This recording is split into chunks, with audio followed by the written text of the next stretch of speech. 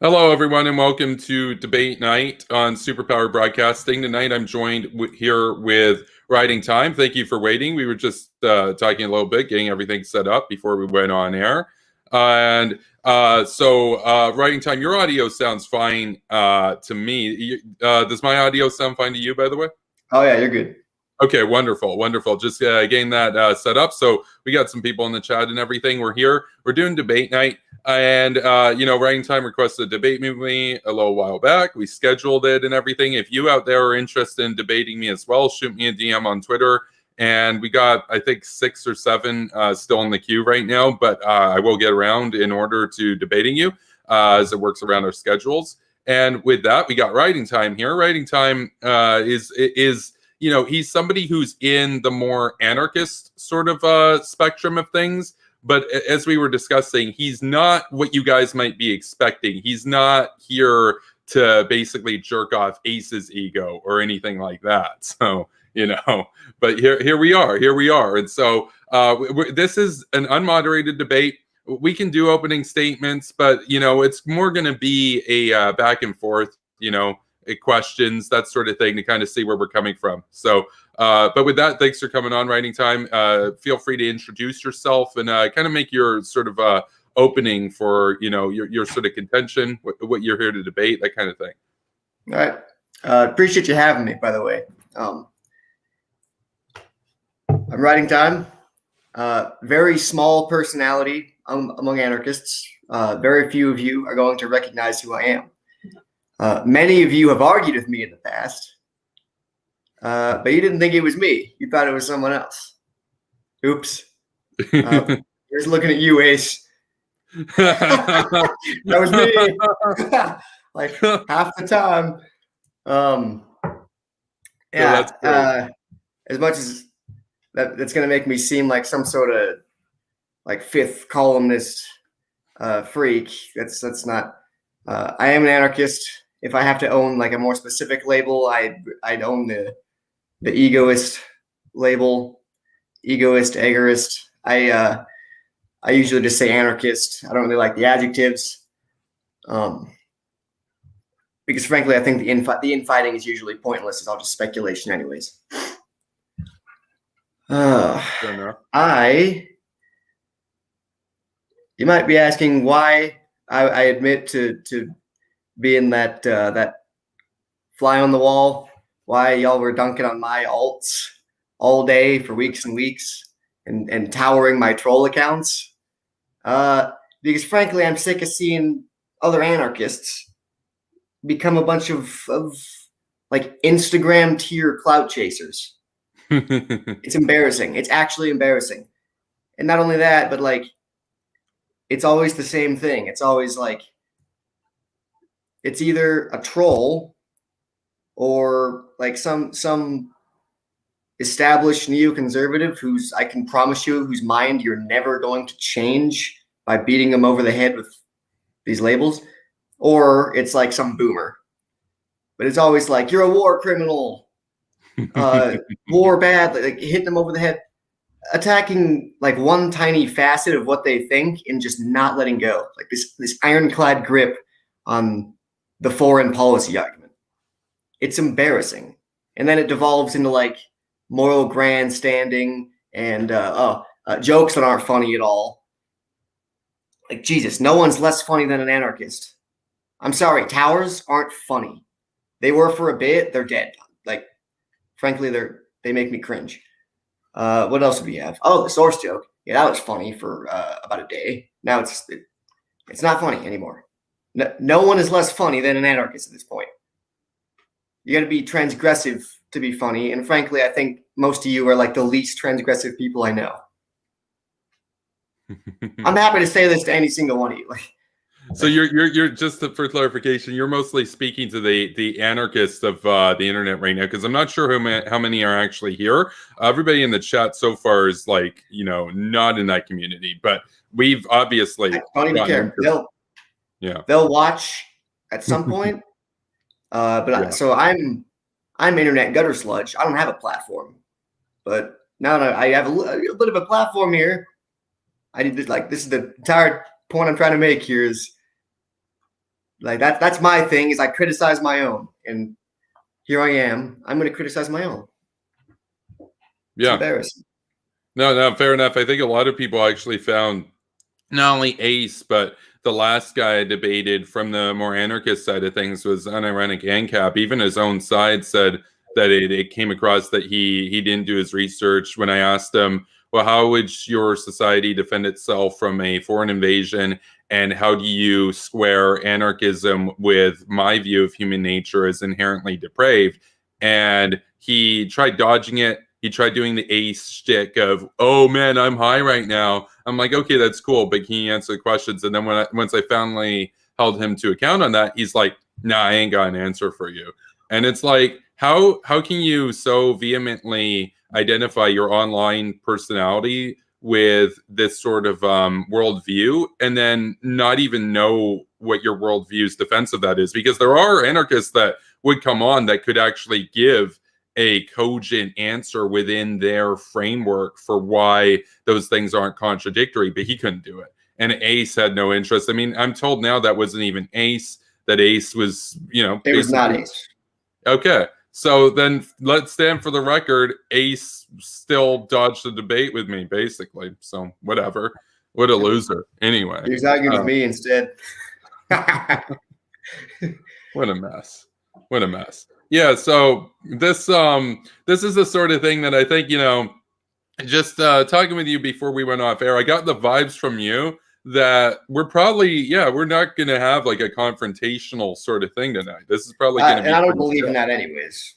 No, that's cool. Tell people what I think, why I think it. They tell me, and I feel like if I can accurately repeat to you your position without misrepresenting you, and you can do the same to me, then that's as far as we can go, and the rest is up to us. Yeah, no, that's a good standard for sure. So I guess the audience here, the regular viewers of my channel and everything, they have a view of anarcho-capitalism and anarchism at large that's largely been informed, in recent weeks by the performances of some notable libertarians, ANCAPs, and anarchists, Ace's Avatar. We had Unironic ANCAP. We had Liberty Lockdown. And we had Keith Knight, Don't Tread on Anyone. Those are the guys that came on here last. Can you kind of, I guess, explain your worldview and sort of defend anarchism in a way that, might make it seem more appealable to people? Because right now we have a pretty negative image of it, right? Oh, yeah, and that's normal, like most people do. But I can do the best I can. I can't kind of be an authority. This is just the way I see it. It's just an application of a fundamental principle, which is it's wrong to initiate force. And I hate that line of discussion, that line of reasoning, because I don't think a lot of people reach anarchism by just coming to that principle and applying it. I think politics is very much tribal, very instinctive, but that's a different discussion. So it's less, well, I see it less as this revolutionary tear down the state movement, more as a code of ethics, a very, very simple code of ethics. And I don't wear like the ANCAP label. I've never worn the ANCOM label. In the recent past, I would have called myself an ANCAP. I don't, because a lot of anarchist argumentation is speculation. Things like, what are property norms going to look like? How are we going to organize our societies? That's not important to me. I don't much care. Individuals are going to do what they're going to do, and whether or not I like what other people do, it doesn't matter to me. At a fundamental level, I don't think it's ethical that people are coerced ever. And so naturally, the entity of like the state, taxes people, it regulates their businesses, their interactions. I don't think that's ethical. I don't have a plan to tear it down.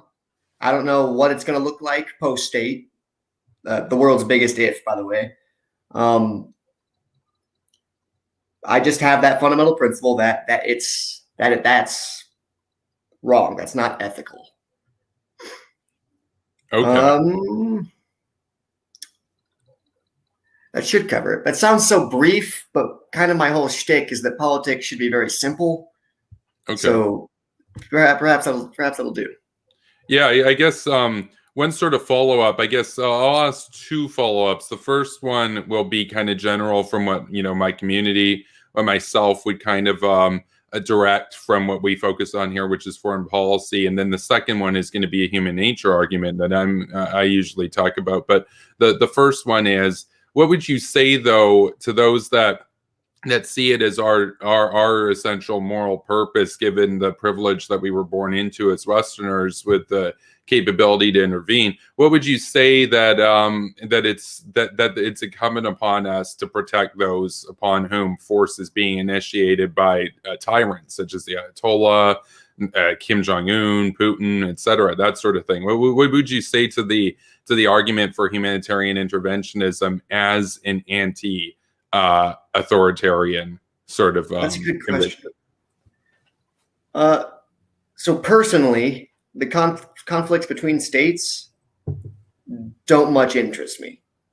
Do I feel sorry for the people caught in the middle? Absolutely, but I'm one man. I can't stop it. I don't have an answer for it. The best I can do is object to it. So the conflict between states to me has never been a useful thing to beat an opponent over the head with.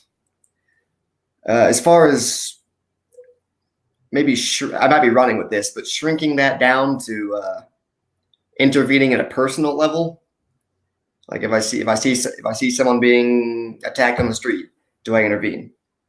Yes, I do, because that's what people do. I don't think that needs to be a political tenet. I think individuals are going to do what they would otherwise do free of coercion.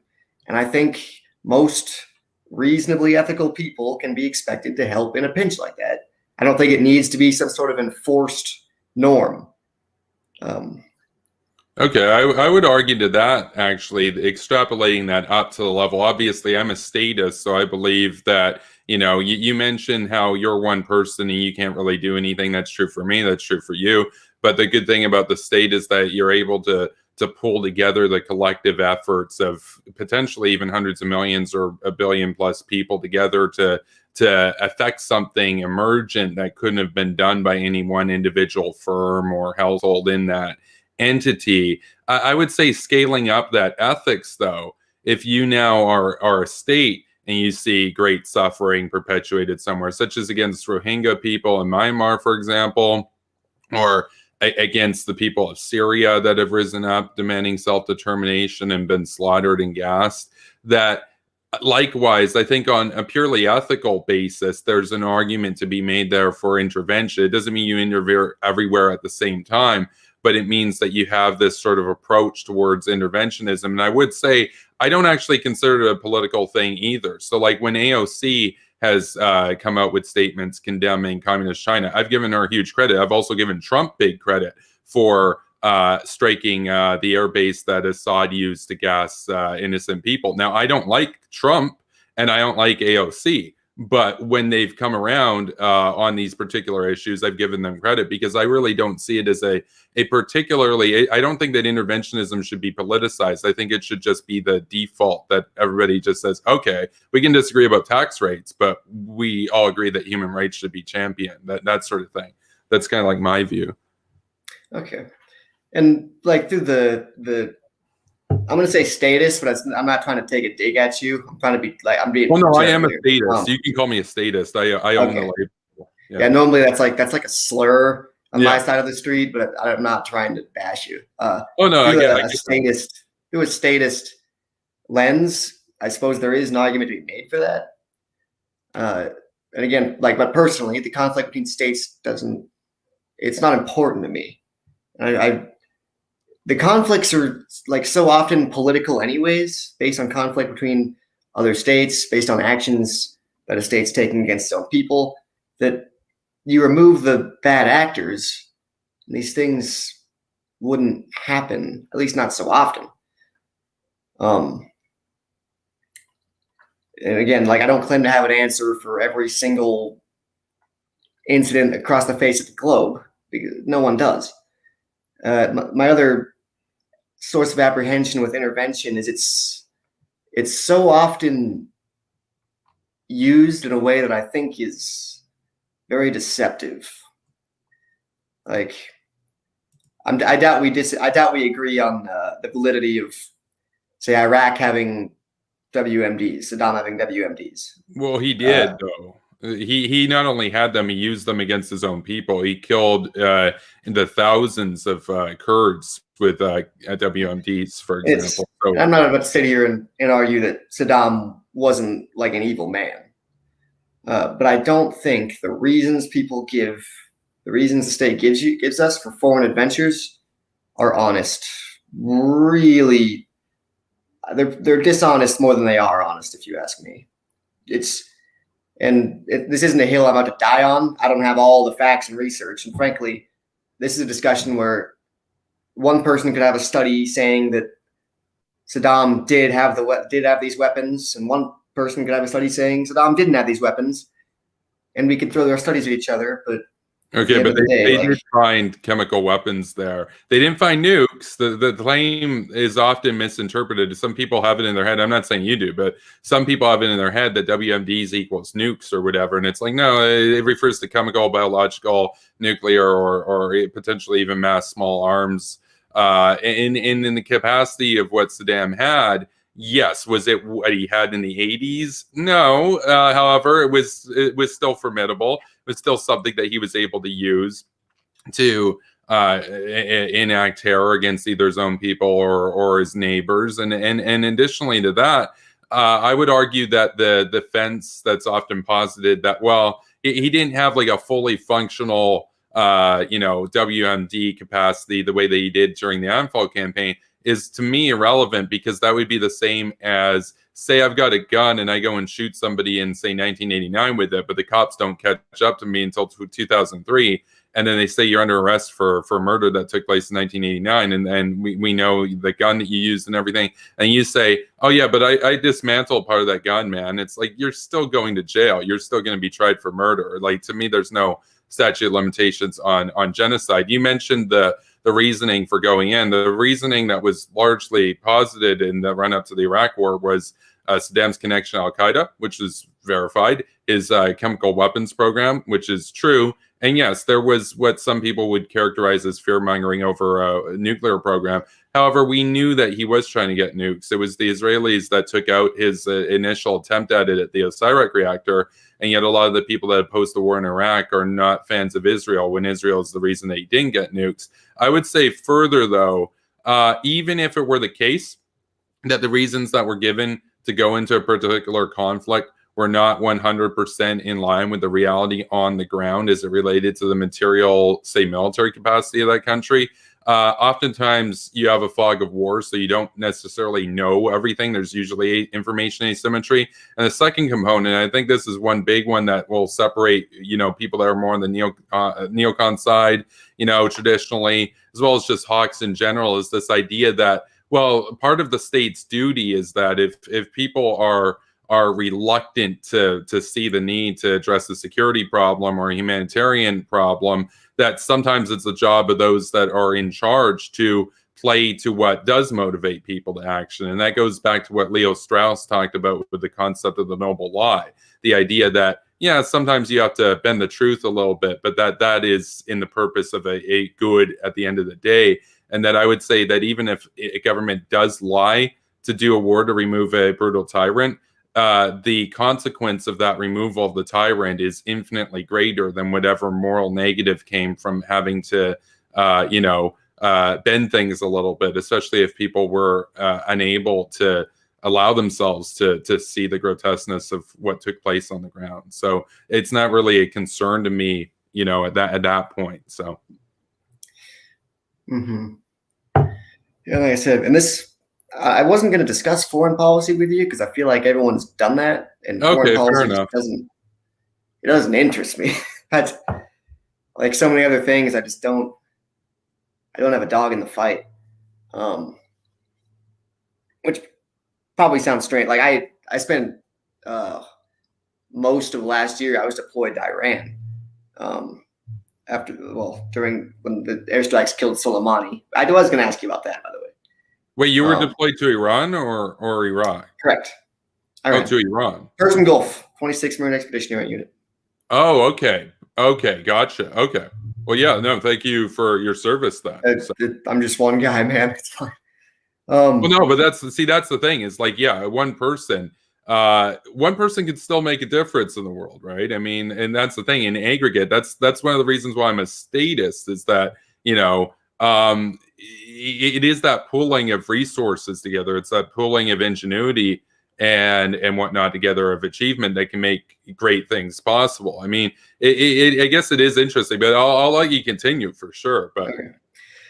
Yeah, no, I didn't intend on speaking foreign policy because that's been done. Frankly, it doesn't interest me. This is probably going to sound, I don't got the audience for this right now, but I don't think anyone's ever obligated to do anything. Now, personally, there's things that I wish people would do. If I'm getting mugged, I wish someone would help me, right? But there's no higher power that obligates them. There's no divine justice meted out if someone doesn't help me. It's just It all boils down to is I wish they would, and I'm sure they wish I would, but they're not. I don't punish them if they don't. I mean, right. Well, maybe actually, I do. I would agree.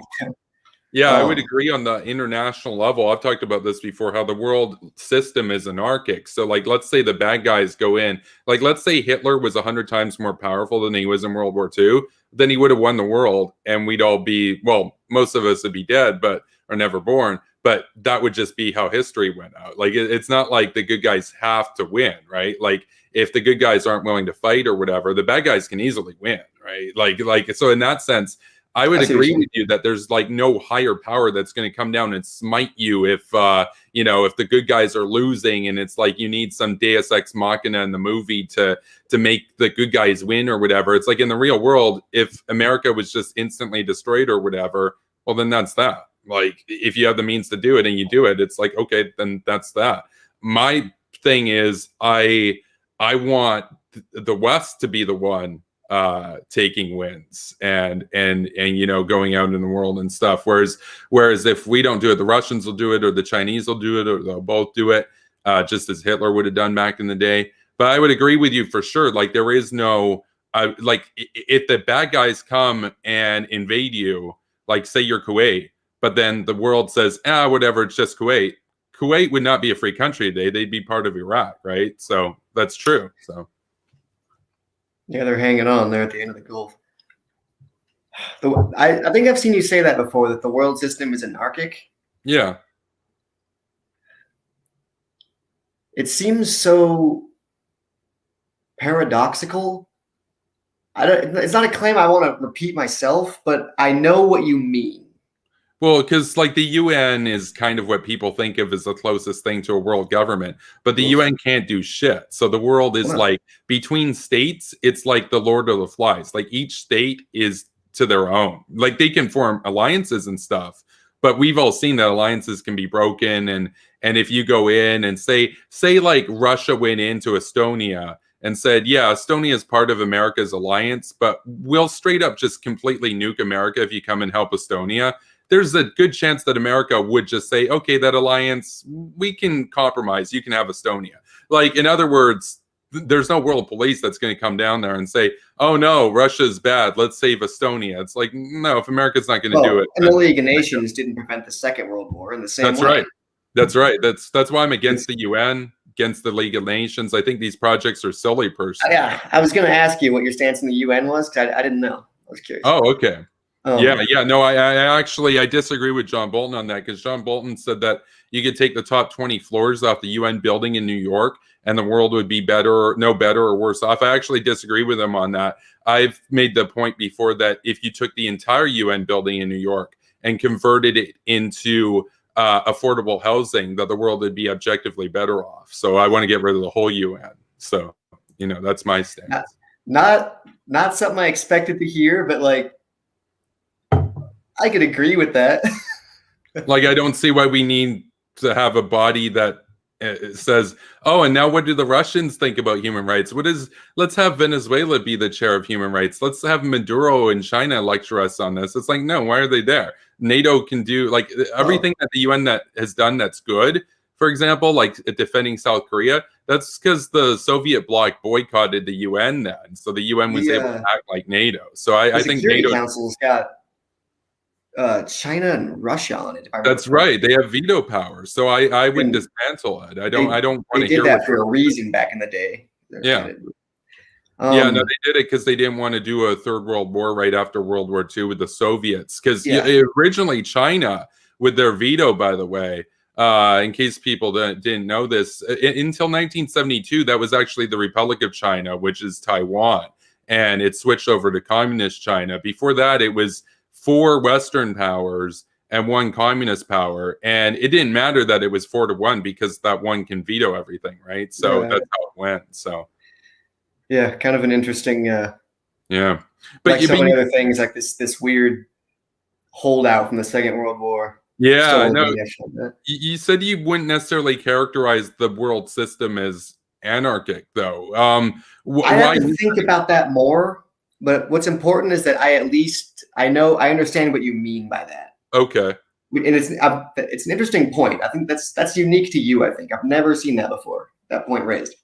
Oh, okay. Well, realists tend to do that a lot. I'm not exactly a realist myself. I mean, I've described myself as like a liberal neocon with offensive realist characteristics. My problem with realism is this morality neutrality that comes with it. But a lot of realists have, like the neo-realists, I guess you would say, like the Mearsheimer school. They talk about how the world system is anarchic and therefore states are going to do whatever they can to survive. And in order to survive, they'll have to, do things that get their hands dirty and stuff like that. And there's different schools of realism and neo-realism.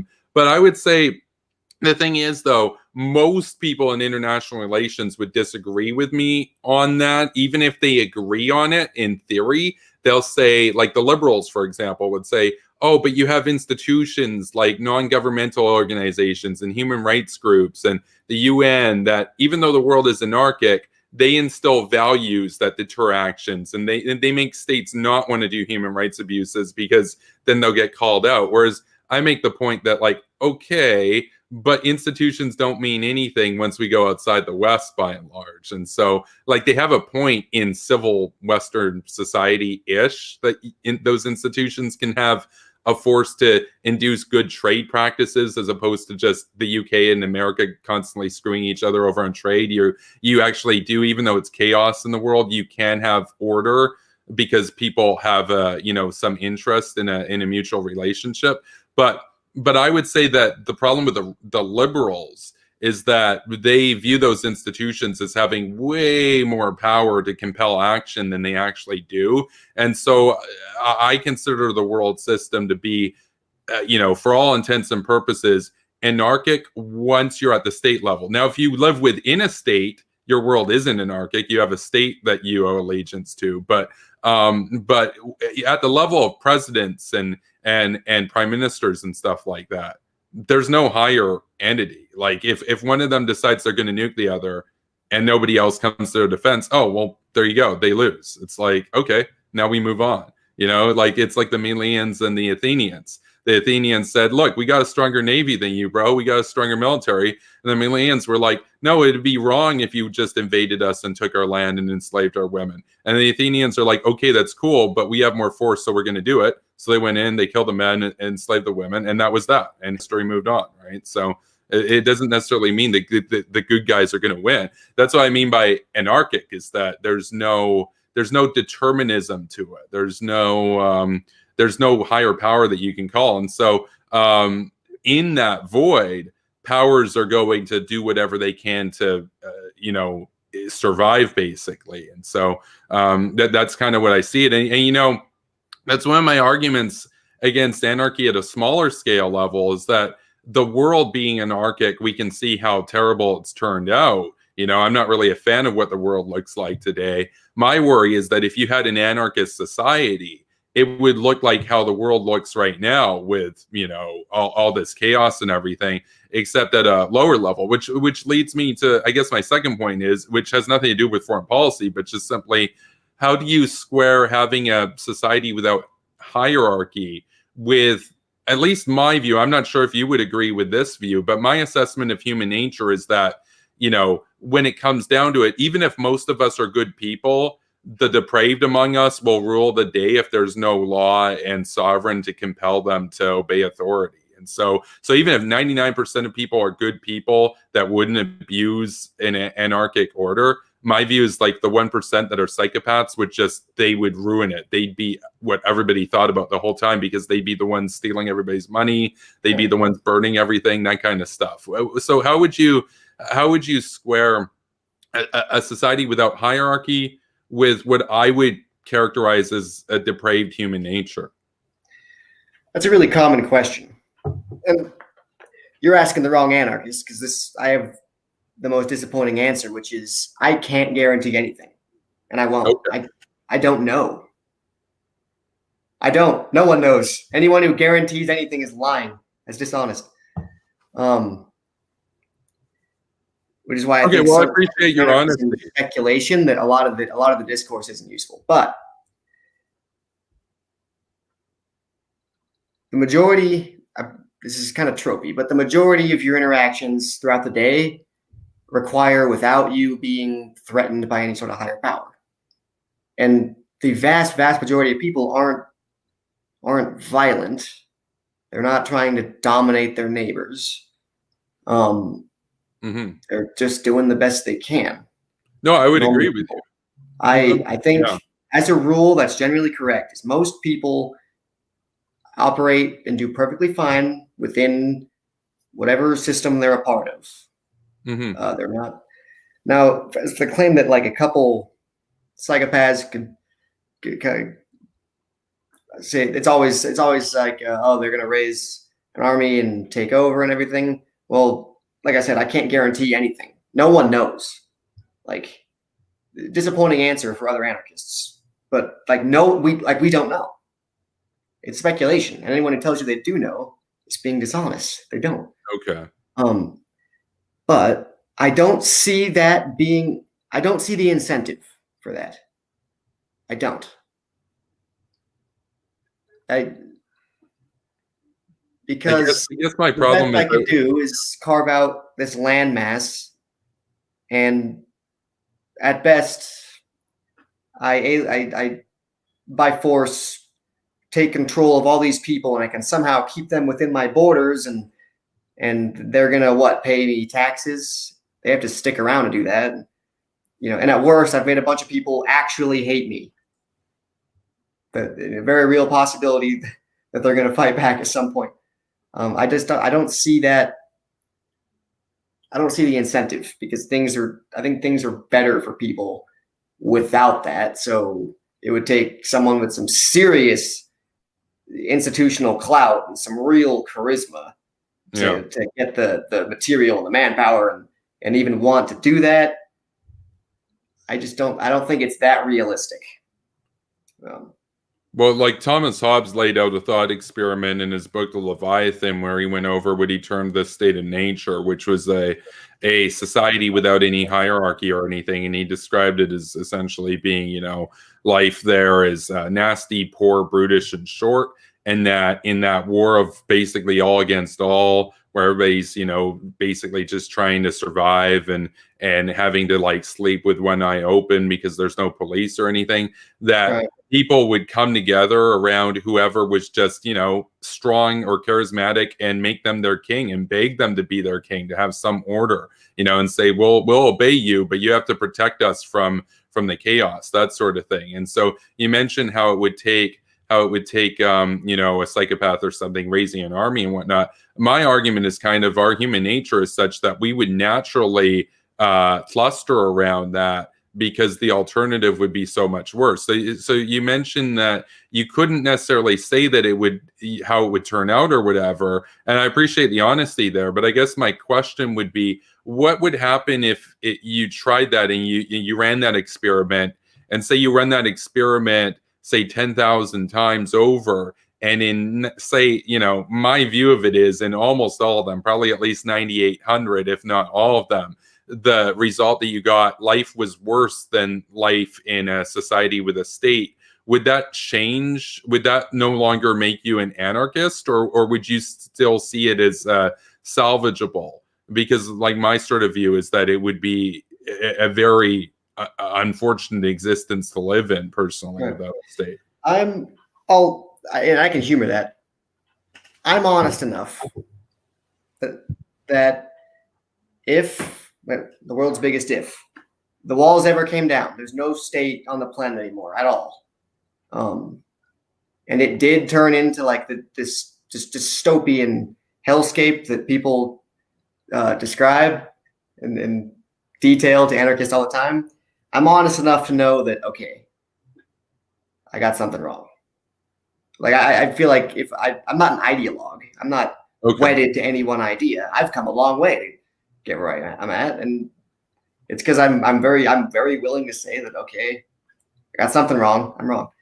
And then you said something earlier, and I should probably clarify because it's kind of sure. Some anarchists are this way and aren't. I'm not opposed to any and all hierarchy. Okay.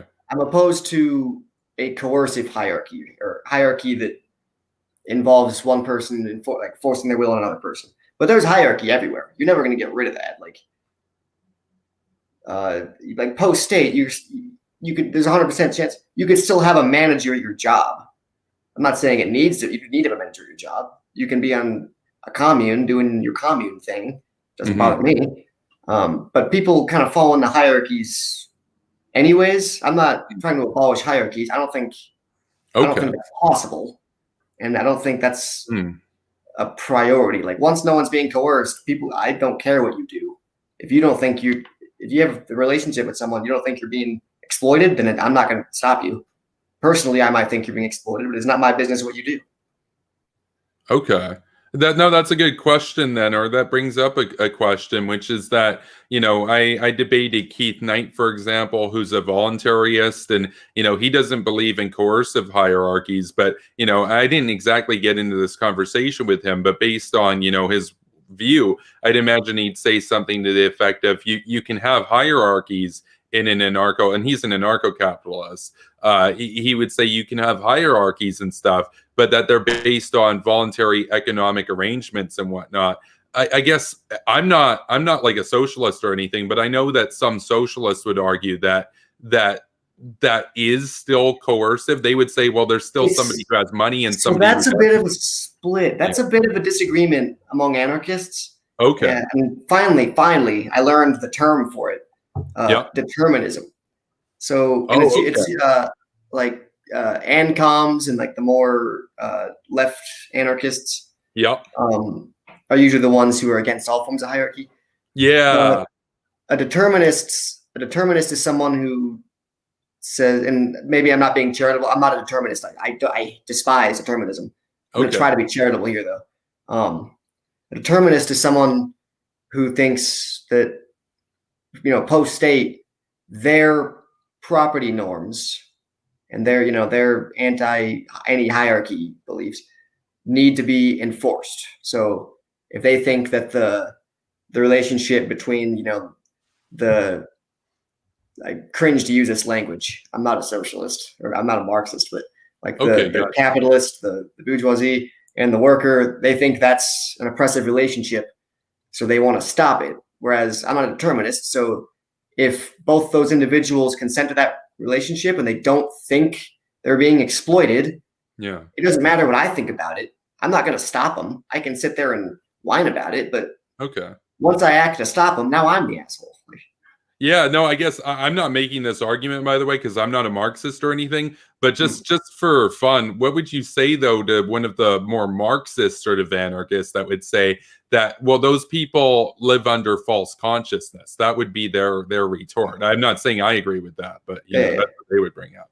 it's I despise determinists, and I do tell people like you got to let go of this idea that your property norms are the right thing and need to be enforced. Stop. People they're going to do what they're going to do. Unless you are willing to act and stop them, you're going to have to live with it. Like, I don't want to live in a syndicate, but I'm not going to stop you from doing it. You don't want to work for a capitalist and be exploited of your labor. So don't do it. I don't see it that way. So I'm happy to, well, unless it's like Amazon. I do have gripes with like the huge mega corporations. Okay. No, we can get into that. No, we can get into that because like one of my, and I know you're not an anarcho-capitalist, but one of the things I brought up to a couple of the anarcho-capitalists is like, well, without a state, what mechanisms would you have to prevent the accumulation of monopolies consolidating the market and it no longer being a free market, that kind of thing? Like, because you said you're not an anarcho-capitalist or anything, but you would see a value in there being like, you know, a free market competition, that kind of thing, right? Personally, I think a free market is a good system. That's not a hill I'm prepared to die on. I'm not going to go to my grave saying free market, free market, free market. But personally, it's in my experience and what I've seen, I think it's a good system. But it gets so bastardized though. Like when you cross state and market, you get just abominations like these huge tech companies, like entertainment that just reeks of like this cultural zeitgeist propaganda. It's so just yuck. But well, no, that raises another question that I think of it. Would you characterize yourself as more of a liberal or more of a conservative? And I'm going to use the word like personally a million times. I have my personal thoughts and ways, and I have my political thoughts and ways. They're separate things for me. Personally, if someone didn't know me politically, they would think that I was a typical red state conservative. That's kind of how I live. That's how I act.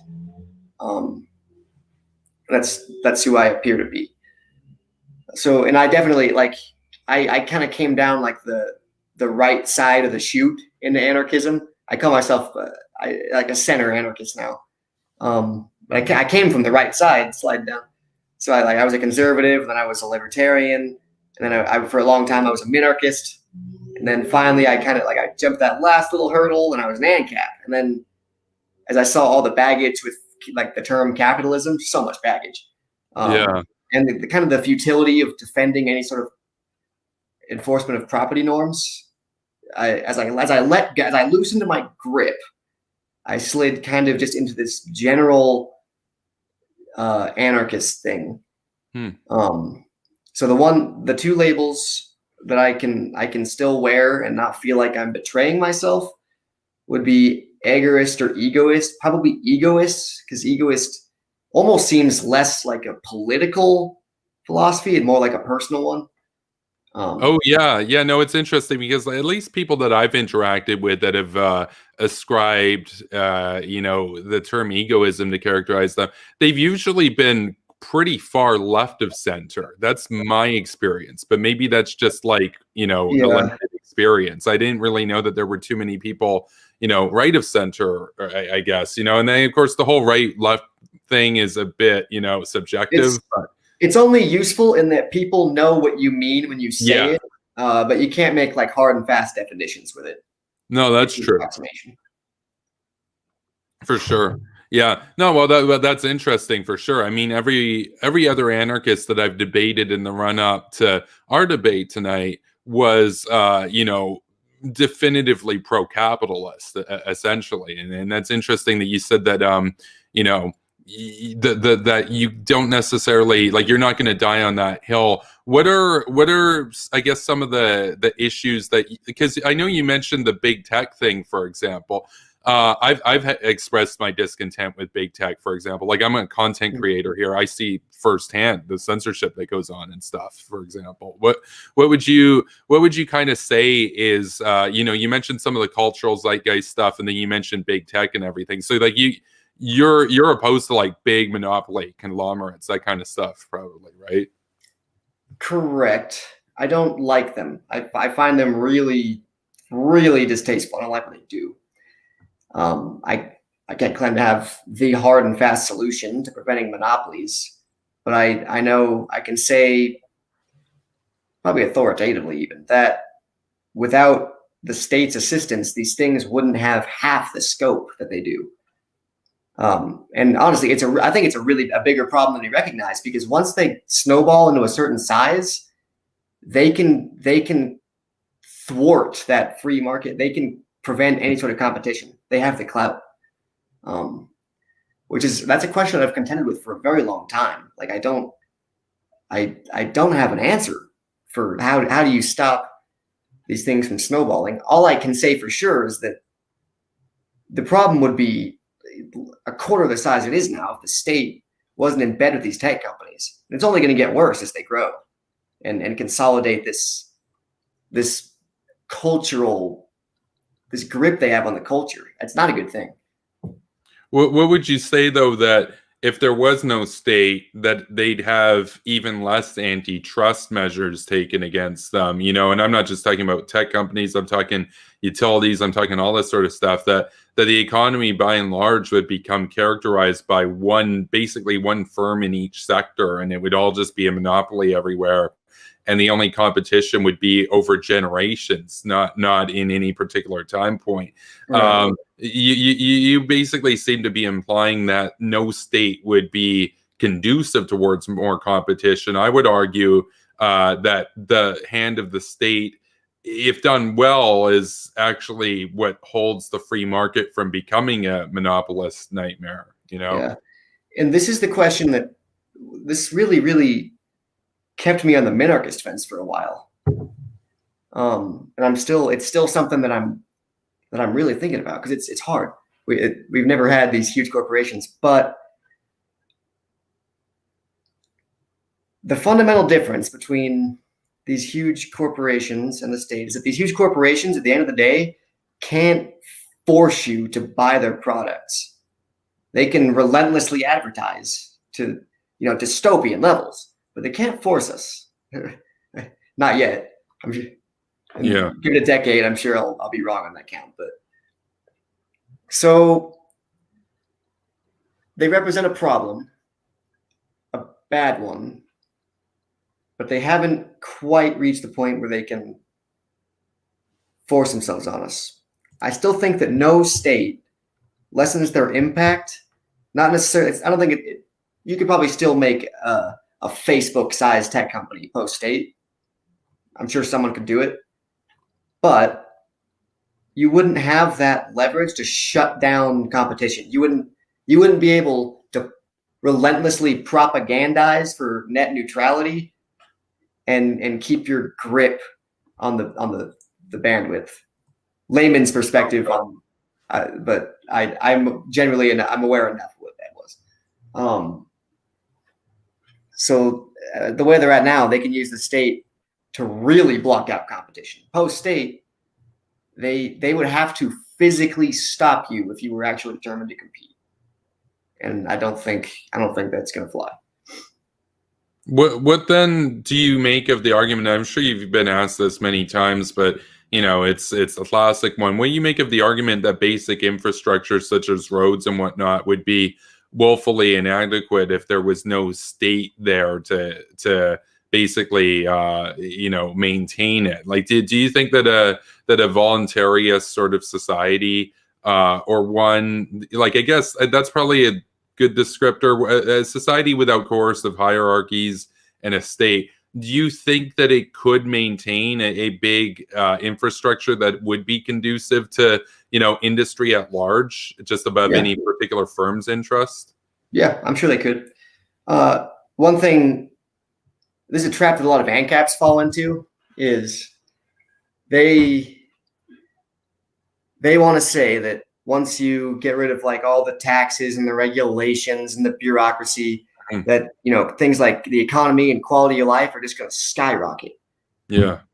I don't think they are. I think you cut out the state, you cut out the Fed's gravy train. Yeah. And I'm perfectly happy to admit this. Things are going to get worse Oh for a man. time. Oh, okay. But they'll Well, be representative of reality. We won't be living it on this financial bubble. And things are yeah. going to get worse before they get better. Well, that's kind of like the wealth pill. The idea that like we've got a credit crisis, a debt crisis. I talk about this a lot on this channel. The idea that, in order for us to get to a post-debt economy, it's going to hurt for the first 50 years, but then afterwards we'll be better off. Oh yeah. My Like worldview is like the charts and graphs libertarians don't want me to say this, but no, I'm not like that's the thing. I kind of yeah. I kind of piss off every ideology when I talk about that because Yeah. you know what's funny?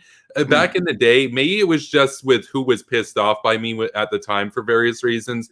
But when I came out on Twitter as just radically anti-debt with like the Dave Ramsey stuff and everything, the people that pissed off the most were actually like Rose type socialists and social democrats. And I thought it was funny because I would have expected the most blowback from more conservative type, classic Republican type people that generally were the most defensive of Wall Street. But no, I had debate requests from socialists that were like, no, we need debt. We need debt. You can't have a society without debt. It was just funny to me because I actually expected that I'd have like the AOC types and stuff like that more in my corner going after credit card companies and stuff. But it turned out, no. The social democrats and stuff, they love the debt economy, actually. So, at least how it was back in the day on Twitter.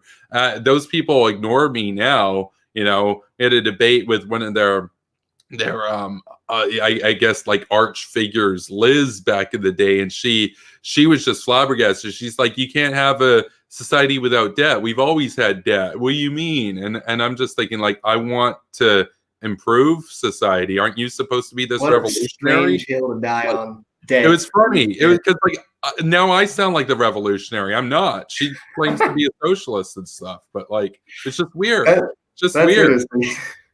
Yeah, no, it was funny. I think that's the one position, because some people might say, well, it's the interventionism thing. You can get some agreement on intervention in certain cases, depending on how you phrase it. But debt, you can piss off almost every side of the political aisle by calling out the credit crisis, by calling out, because I basically consider it a national security crisis at this point. And, that's one of those areas where I think, when I say to people, it's like, oh, but then things would be bad. It's like, yes, until everybody got out of debt, and then they'd be better, Yes, so I'm open to your idea there. Like, I'm not saying I agree with you, but it's not going to be you're not trying to sell me on some bullshit right now of like, oh, everything would just be great if we got rid of the state. So it's interesting. Yeah, no, it's like you take away the Fed gravy train, things aren't going to get better. They're going to be, for a while, they're going to get worse. Like you just removed a lot of money from the game, right? Yeah. But things will start to reflect reality. And two, infrastructure, like the roads argument, a road is a flat surface to operate a motor vehicle on. I think just 320-ish million people can figure out how to make a flat surface to operate a motor vehicle on. I don't think that's beyond the capability of voluntarily associating individuals, like at all. Well, I guess the problem that would emerge would be that, yeah, I'm sure private firms could arrange that in particular urban areas and stuff. I guess the problem would be that those underserved areas would be unnavigable, that there would just be huge swaths of the country that had like no infrastructure whatsoever because the demand wouldn't warrant any sort of attention. What would be the counter to that argument? Well, we already almost have that. I don't think the state does a very good job at the roads, which is why it's so strange to me when people try to get the do the Rhodes argument. And like I said, I can't promise anything. My only claim is, all I can say is, I think individuals can come together at least enough to maintain roads. But like short of that, I can't break out the charts and graphs and prove to you and show to you that, oh, this will definitely happen, and I think the market will do this, and then they'll definitely serve these areas, because I don't know. Okay. I don't know. You'll find out. You're probably feeling that about me. Is I don't make authoritative claims. I refuse to speculate authoritatively. I refuse. Gotcha. Well, I just apply my principles. That's all I can do. Yeah. Well, that's the thing about the roads. But I've asked this question to a few different anarchist type people so far, and I've gotten a couple of interesting answers. But this one, of course, being, how would you manage a defense against an invading state? I was given the answer by two of them, actually. The second one didn't even watch the debate with the first guy, Keith, but that both of them made a PDFs argument. And basically the idea that they just get people together to send PDFs of Murray Rothbard over to China, in the example where China invaded an anarchist America.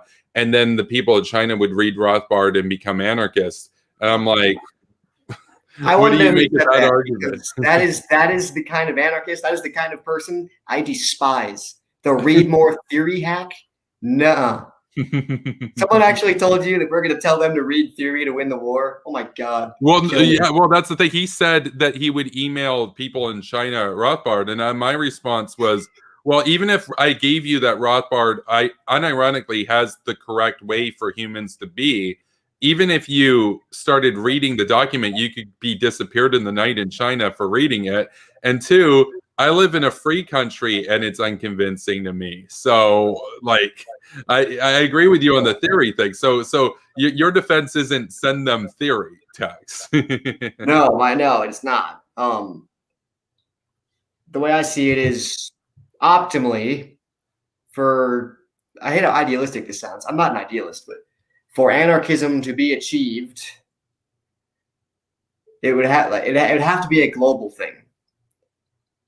I would agree with that. Yeah, I would agree with that. If all the world, you leave one cancer cell, especially you leave one like China.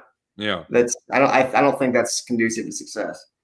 Yeah, no, I would agree with that. I've said before, the equation changes. Now, I don't believe that a global anarchist society could work. I personally believe that it would devolve into states again, personally. But I will say this.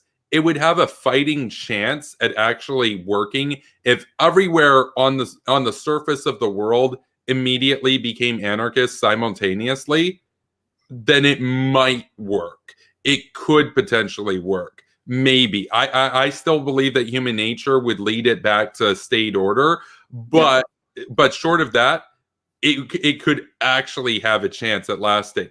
My main criticism against anarchists, really, though, is that we have to take the world as it is. And for any anarchist society like Catalonia to emerge, for example, it's just going to be crushed by a fascist state. Like that, you're never going to have the world flip over at the same time. And an anarchist society can't defend itself as well against a cohesive state entity with nukes and fighter jets and aircraft carriers and all that stuff. And so my thing is, in the real world, the best you're ever going to do is one subset of the world's surface becomes anarchist, but the rest remain statist. And I think that an anarchist society is incredibly vulnerable. But if the whole world was incredibly vulnerable, there'd be no invader, so it could work. But I still believe that the incentives would be such that you'd have some warlord rise up or whatever and just conquer everything again. But I would say that at least there's a chance that you could build up the institutional functionings on a convention level to really put that person in their place if they ever tried it. Whereas right now, if you've got an anarchist society, as much as you might sternly lecture the Chinese on how it would be wrong to invade, they would totally. I can't believe someone actually said that. I want to know who that was so I can bully them. Okay, that Worst kind of anarchist. yeah. Well, the debate's public, so that was Keith Knight. He's the one who did the PDF meme. God, I'm But so then ashamed. unironic ANCAP though went in that direction. He didn't see that debate. He didn't know about Keith, and I asked him. I said, "Oh yeah," because it was a big meme at this channel. Everybody's like PDFs and stuff. So I said to him, "I'm like, oh yeah, so like maybe like send him a PDF or something." And he's like, "Oh yeah, like the Mises Institute can send you a PDF of Rothbard and all this." And it's like, you did the meme. So, but it was Keith Knight who did the meme to start with. He's the one that explicitly said that that was his defense against China. Because I asked him, like, because I said to him, I'm like, I'm expecting that you're probably going to say that a militia would basically wear down the empire until they went home. He said no. He would send them PDFs so that their people would become anarchists too. And then America and China be anarchists together. And I'm thinking, and I was thinking about this after the debate. I was like, wait, if it works, why not do it now? Why not just theory snobs? Why wait for them to invade? Why, like, if energy is good, why not send the Chinese the PDFs of Rothbard right now? Why wait? Idiotic. I'm embarrassed on that person's behalf. So this is why people were expecting tonight to kind of be a shit show, because they're like, oh, it's another anarchist again. But because that's yeah. I'll be the first to tell you. I have a lot in common with other anarchists, but I'm very, very different. And I pull no punches criticizing my own tribe. Frankly, at this point, they piss me off more than anyone else does. It's embarrassing to watch them. The fact that someone, because I've always hated theory snobs. I found that more to be a problem with like the ANCOM types. They read all this theory and then they can't even talk to you until you read it. No, same here. I was expecting going into the saga of debating like right-wing ANCAPs and anarchists on the right. I was expecting more appeals to money and swag and freedom and that kind of stuff. Not like the same theory dogmas I would get from like a Vosh type person, you know, but like, oh, read this section of this book that was published in the 1800s or whatever. But no, like if you watch the debate with Keith Knight, a huge chunk of it was me asking simple questions like that and him going back to like what axioms and what tenets of, you know, Rothbard thought, Mises thought, etc. You know, what principles of libertarianism would that not violate? Would that not be consistent with this sort of thing? And I'm like, okay, but those aren't real things. Like, because I have an ideology and everything, but I'll first straight up say it's a social construct. I just think it's a better one than other ones out there. But it's not like a real thing. It's not concrete. Like you violate that thing and all of a sudden the universe smites you with like a lightning bolt. It's like, no, that's not how it works. It was just funny. But like, read more theory. Send them PDFs. They can read theory. But just the idea that so my friend Kanzik, who started a YouTube channel, made a video of that where there's a bunch of kids in class in China and they open up their computers and all of a sudden Anonymous has sent them Rothbard PDFs and it's like it's Keith Knight all of a sudden. I'm an ANCAP now. Yeah, they're ANCAPs and stuff. No, but in that version of it, they were looking at it and like, this is just American arrogance and all that kind of stuff and like saying how the party would not support this evil thought and everything. But it's like that, because that's how it would actually go. Because even if they agreed with it, they'd be like, well, the party says that this is bad for us, because obviously. Yeah.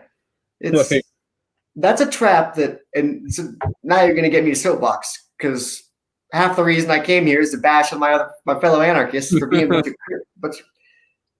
I hate them, dude. I hate them. But that's a trap a lot of people fall into, is the read theory thing. It's more an ANCOM trope, because they read all these books and they just have this huge brain. It's so full of these ideas, and they can cite all these authors. Like, dude, you're a communist. You need mass support. You're going to tell the working class to read theory before the revolution? Are you kidding me? No, it's so great. Thinking of ANCAP was like, well, instead of Rothbard. It happens all the time. They crutch on these things. Like a lot of libertarians and the non-aggression principle. I agree with the non-aggression principle.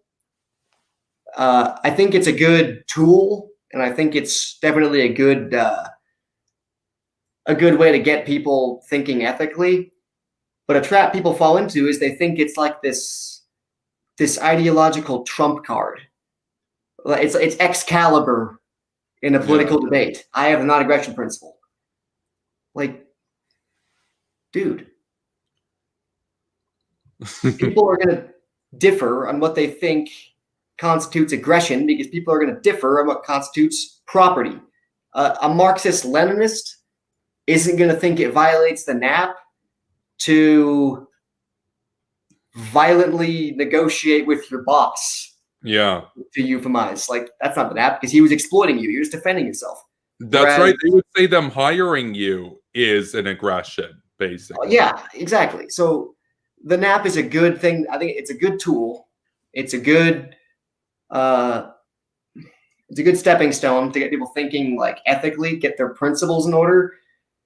But it's not this super weapon. It's not an ideological nuke. But so it's like a hurdle that a lot of people end up they can't cross. It's a valid concept. I like it. People get hung up on that. They get hung up on the Reed theory thing. Mm-hmm.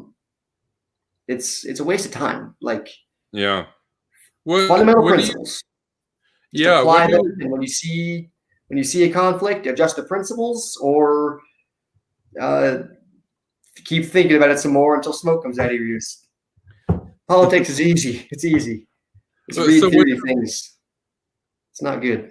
What do anarchists and stuff say, though, when you tell them that about how the theory thing isn't going to reach mass appeal? What's their response? I have mixed responses. It depends usually on how, I would say, reasonable the person is. I was ejected from the compound on Ancom Twitter for saying that kind of thing. So that goes to show, yeah, that was fun. It depends. The more cap and caps, lighter on the and, heavier on the cap and caps, which no one likes them in my experience. But they're more willing to defend literature because they're usually the guys that read like Rothbard. Some of them read Hop or read Hop and came away with the wrong conclusions. And that's kind of how they got to where they're at, is by reading theory. And they think that if everyone just read the same thing, that everyone would pull the same conclusions. Like, it's never that straightforward. And honestly, like I'm a critic of the idea that most people come to their conclusions by putting together all the facts and using logic to deduce out what's the best. I don't think that's how people come to their conclusions at all. I'd argue it's part genetics, it's part like upbringing, and the rest is your sense of smell. Like, I was never going to be a communist. I grew up in the Rocky Mountains. Yeah. Like I was destined to at least end up on the right side of the fence. Doesn't matter how much I used whatever enlightened process of distillation of ideas. The odds of me ending up on the left side of the fence were so low. It's very tribal. It's very cultural, if you ask me. It takes like an ascended sort of intellect to actually read a bunch of theory, take what they think are the best ideas, and that's where their politics come from. If you ask me, it's like animal instincts. Yeah. No, and for sure. And I would say a big part of it too is trying to like fit into your environment and stuff as well, right? Like, so there's definitely an incentive around where I live to basically be a Green Party type person, because that's the bulk of support around where I live. So. You're Canadian, yeah? Yeah, Canadian. I live on the West Coast. Like, they actually win seats here. So, Jesus, I know. My condolences. So to be like a Bush fan over here, not very popular to say the least. So, it would be a lot easier to be like a a fan of Jill Stein, Elizabeth May, that sort of thing over Right. here, or even Karl Marx, right? Yeah, that's a name that's really risen from the dead. Yeah. Cold War days. You mentioned Karl Marx. You're like fringe, Oh yeah. underground commie. Now, like the kids are Marxists. Oh no, for sure. Like Better or in worse. my school, Marxist analysis and Marxist critique was just kind of taught as the default, the norm, essentially, by and large. And so, for a lot of people, they think of Marxism either as a neutral or as a positive. I find people under 30, at least on the West Coast here. So, which is amazing. Yeah. So, and I've kind of made my peace with a lot of Marxists, not all of them. I get along best nowadays with like the jaded class reductionist leftists they were banished from the island because they didn't do the woke thing.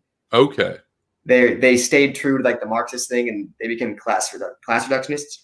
I don't call myself a class reductionist, but I understand that there is a cabal of elites, like these tech companies, like these massive corporate conglomerations. They're absolutely in bed with the state to screw the rest of us over. So as far as that goes, I'm 100% anti-elitist. Well, I'm anti-elitist too.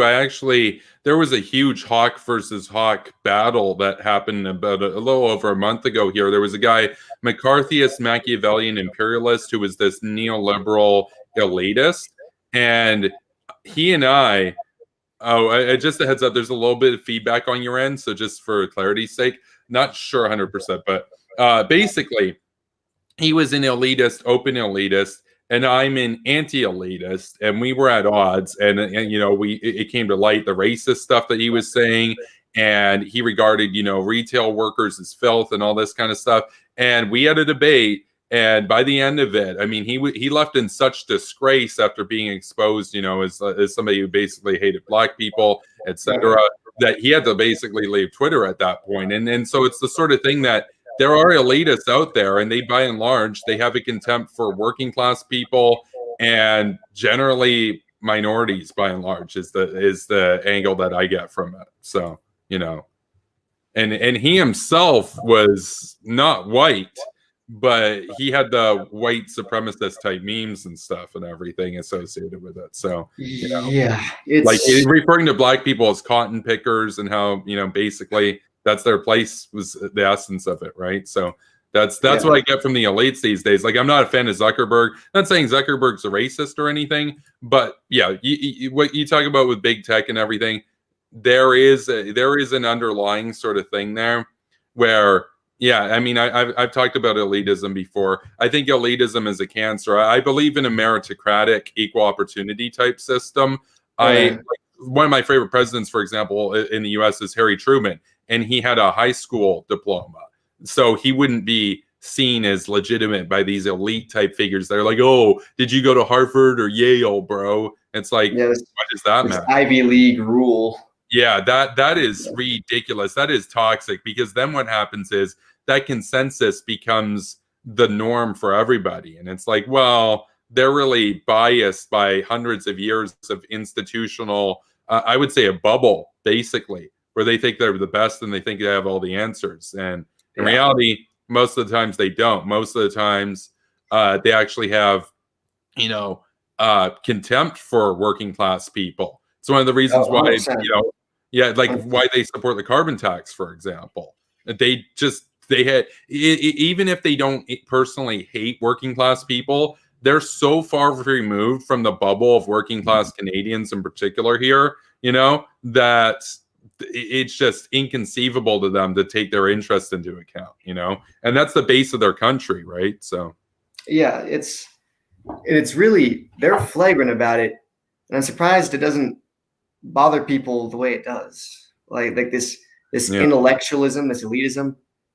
Like I'll go to my grave an anti-intellectual. Like I don't think people need to read all this theory to know things. I think we can figure it out without spending a year in the library. See, I'm not an anti-intellectual. I call myself an anti-elitist. I but I can see why people in this context would own the label, even if they don't necessarily mean the total implications of it. Because, yeah, given the smugness, the condescension, and everything that's been, directed at people, such as, you say you live in the Rockies, you guys bear the brunt of it for sure from the sort of coastal elitism. I can see why people might be like, oh, if I do anything that's in my interest that's considered to be anti-intellectual, then I'm an anti-intellectual. Like for me, I get called a ghoul all the time. So I just own it. I'm like, yeah, I'm a ghoul. Deal with it. I wondered about that. It's like because Kyle Kalinske would call everybody neocon ghouls. So like, I changed my name on Twitter to neocon ghoul. It's like, what of it? Same thing with Hillary Clinton. She said that half of everybody that supported Trump was deplorable. So then they're like, okay, yeah, we're deplorable. What are you going to do about it? You're right. I'm deplorable. Yeah, you got me. That's the thing, right? So labels, by and large, they lose their sticking power if you own it. I generally find, and I would say on the intellectual sort of thing, I see value in knowledge, and I see value in having a diverse array of knowledge and everything. But I wouldn't call myself an anti-intellectual. I've been accused of being an anti-intellectual because of how critical I am of academia, because I regarded academic institutions as almost borderline seditious at this point, in terms of the anti-American, anti-Canadian rhetoric that they teach students, communism. I hate academia.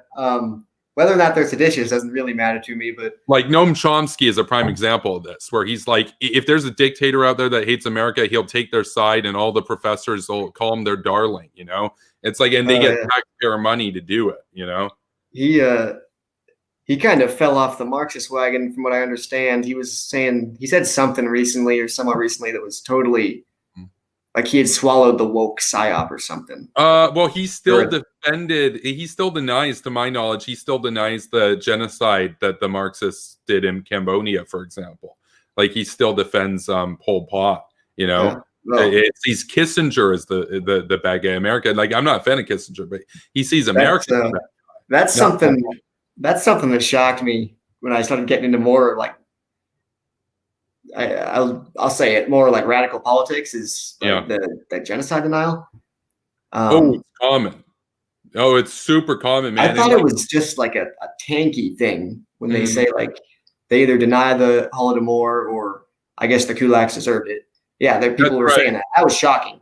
And then I read an ANCOMs who deny like this stuff in Southeast Asia.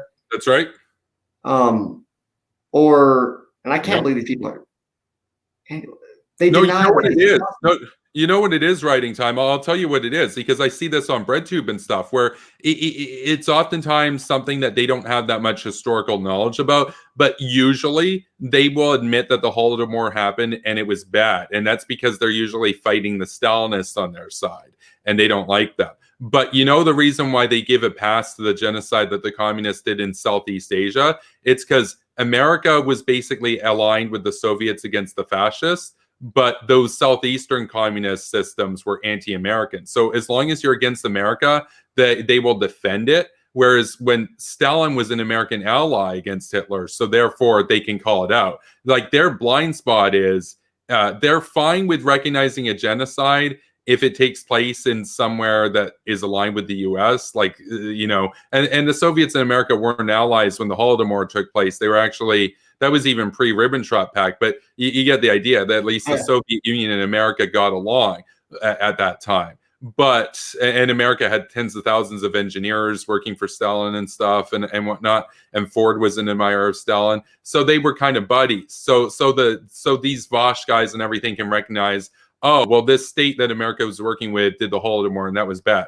But then Pol Pot, who's anti-American, goes and does it, and they're like, well, maybe it wasn't really a thing. Maybe that was just USA, CIA propaganda. That's my theory as to why they can recognize that the Holodomor happened, but then they can't call out any other communist thing because those other systems were anti-US. So it's weird. It's like this partisanship trap, and no one's immune from it. Well, I don't think it serves you to deny a genocide. Like, you end up just looking like an absolute psychopath. Oh, for sure. Not the way to win people to your side. It just, you look deranged to do it. At least with the tankies. Yeah, at least with the tankies. some of the tankies will straight up say, we wish he killed 20 million instead of 10 million. Yeah. Some of them will like own it. Because when I see that with like the Nazis, where they're like, no, Hitler didn't kill any Jews. But then they'll talk about how Jews deserve death. And it's like, okay, which is it? Like, are you denying it? Are you saying it would have been awesome? It's like, you know, it's like I see that with like, you know, the Nazis, and I see it with the tankies. Yeah, like, the tankies do it.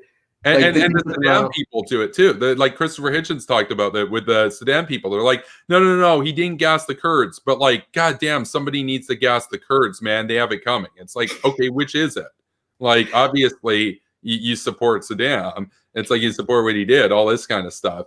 But these days, like a lot of those bread tubers, for example, they will woke scold people, though. They don't own it. They don't own the genocides the way the tankies do. Yet they still deny them. They'll oftentimes still deny them. Vosh has said he defends Castro, for example. You know, butchering Cuba. Like, it's such a weird. Well, what it is it's just raw. It's partisanship at its worst form. It's tribal. Red tribe, blue tribe. Okay, it looks like my tribe committed a genocide. I'll put the blinders on. We'll deny it because that makes us look bad. But if your tribe commits a genocide, I'm never gonna let it go. That 100% happened. How dare you deny that? Mm-hmm. Like, very, very tribal. It's not a good type to fall into. Like, just own it. Yeah. Be honest about it, and then you don't end up looking like a fool or some deranged denialist. Yeah, well, that's the thing is like there's this difference between like the woke bread tubers and the tankies, but at the end of the day, their economic programs are almost indistinguishable. And so all this like lecturing of, you know, from people like Vosh and stuff against the tankies, where he'll say to people like Caleb Maupin, like, no, you can't tie me to the Soviets or the Chinese or North Korea or any of this stuff.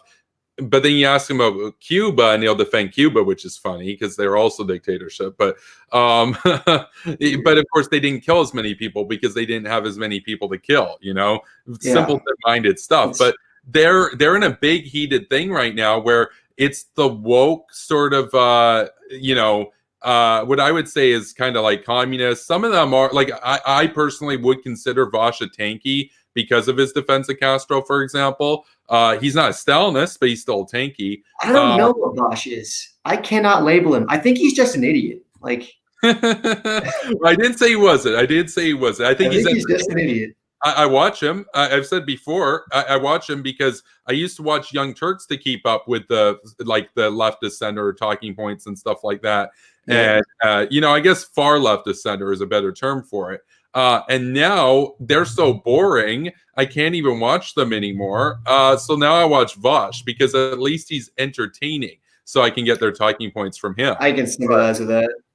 I can let a lot slide if someone's one, you know, chill and normal, and two, funny. If you're funny, that's the thing. He's funny. Don't care. He's funny, and that's basically it. Like, that's all I'll say about him.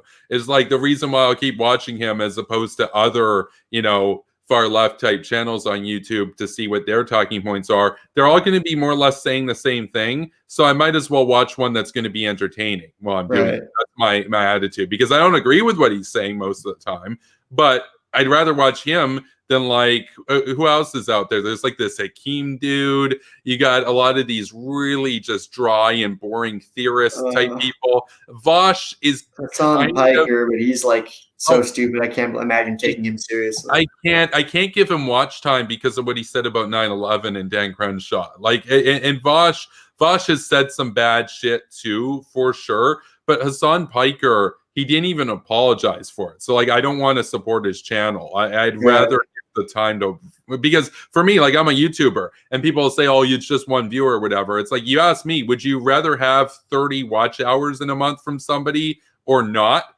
Like, everything matters, you know. Now I'm smaller, but I believe that you spending time, that matters. That matters. What's that going to translate to? Maybe a couple bucks for Hassan Piker. Well, I don't want to give him a couple bucks. I'd rather not. You know, I'd rather give that to Vosh. At least the guy is a total scumbag. But you know, yeah, that's kind of my view of it, because I got to see what they're saying somewhere.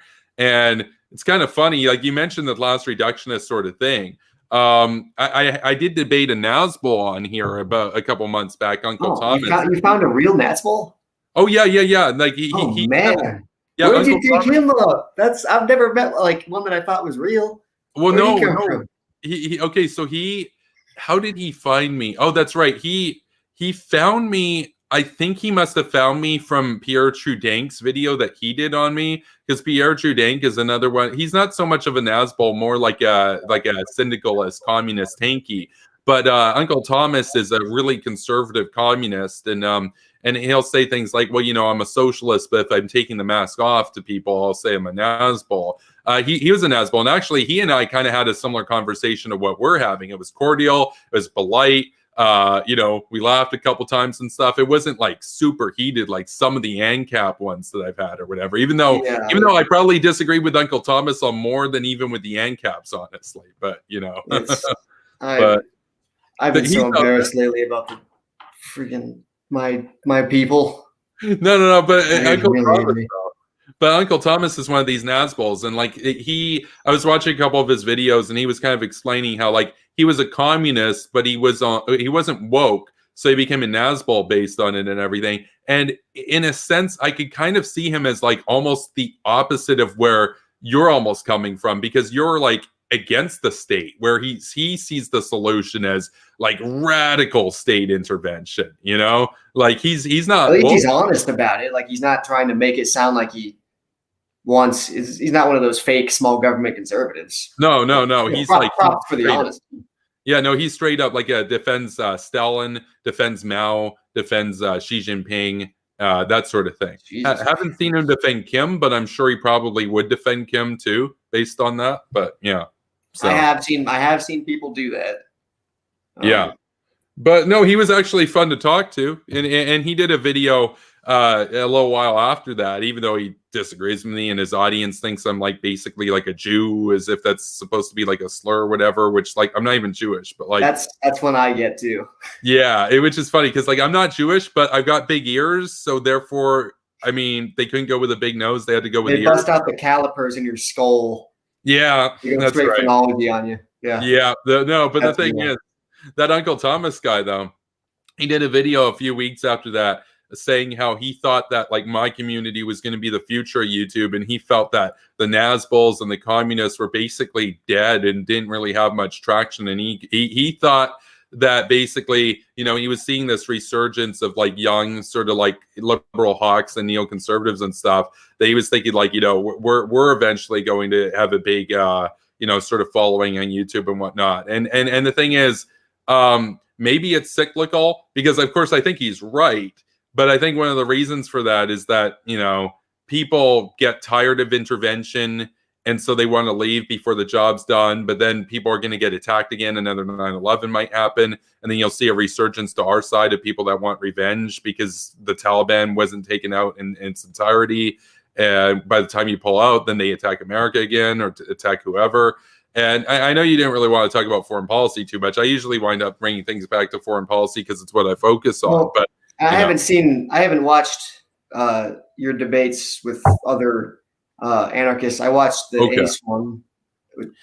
Just cringe the whole time. But, the thing is, the guy I debated next, though, on Ironic ANCAP, he 38 minutes into the debate, roughly, was after doing a serious debate, but like not really having answers, he then tried to switch it to, oh man, I'm super high right now, and going for an Ace thing. And I'm like, look, it was lame when Ace did it. My advice to you is don't try starting that now, because you've already committed to not being a troll for 38 minutes. So like, because at least with Ace, you could say he was trolling the whole time. My big thing with that is he went almost half an hour. Like if he just left after like less than 10 minutes, I think people would have thought like it was more potent or whatever. There were some awkward silence. Like he wasn't doing a really effective, like sort of like, oh, you just got punked sort of thing. I got the vibes that this guy was serious, but just trying to do it in a trolly way. But like, but that he actually believes that shit. That was what I got from it, which made it kind of lame. But but I refuse to like stand by so much of what I see come from my tribe. I refuse. Well, I appreciate you coming here and having like an honest conversation about stuff, right? Well, Because I think people have gotten a better view of, I guess, anarchism, a more enlightened view of anarchism from you than all the others combined so far. You know, because it was either so much theory that it became comically a meme, or let me guess. How many of them tried to come here and like beat you over the head with foreign policy talk? We had well, if you count that Ace one, he brought it up, and Liberty Lockdown, that was his big focus, was foreign policy. Yeah. So 1.5, I guess, out of the, what was it, 4 or 5 I've done so far. So 5 being yours. So. I don't think that's effective really at all. Like at all. That's such a small facet of like politics in general, is someone's view on foreign policy. The way I see it, you lay out your fundamental principles, and after that, if they can fairly represent each other, then the discussion, that's as far as it can organically go, unless you want to start like doing the throw facts and statistics at each other thing. But beating people over the head with foreign policy, as if, I don't know if they expected them to somehow change your mind on foreign policy, but nothing else. Like, okay, he's a neoconservative, but now because I'm very big brain anarchist man, I've changed his mind on foreign policy, and now he's a non-interventionist. Well, no, their big issue, like when I was looking through a lot of these guys' profiles, they'd be like non-aggression principle, and then a ton of stuff about being anti-war, as opposed to like what I would probably expect would be a bunch of like economic talking points. But by and large, their big issue seems to be like, one guy, this Antironic ANCAP guy, he said like, look, man, like we all grew up in the age of Ron Paul.